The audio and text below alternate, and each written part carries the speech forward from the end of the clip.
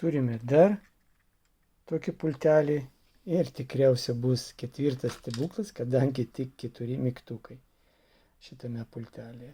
Tai tarkim prisiminti. Šitas mygtukas veikia su Horman automatika kintamo kodo. Šitas mygtukas nukopijavo BFT pultelį kintamo kodo. Trečias mygtukas atsidaro iš amerikietiško, tarkim, automobilio.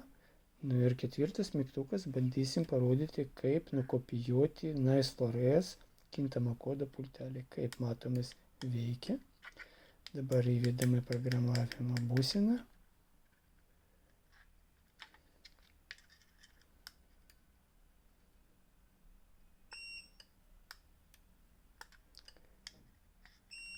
Taip.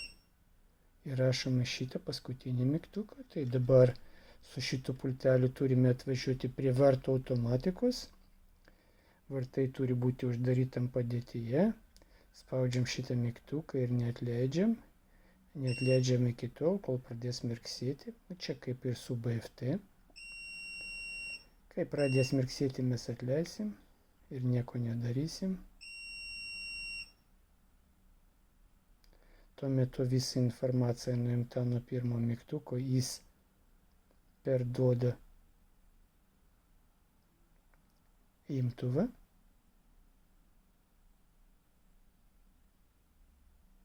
Dabar turime palaukti šiek tiek.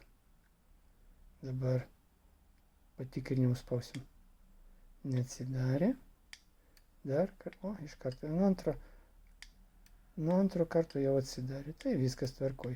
Tai įvyko ketvirtas stebuklas. Tai čia yra, dar kartelį pakartosiu, pirmas mygtukas yra Horman automatika kintamo kodo. Antras mygtukas BFT automatika kintamo kodo.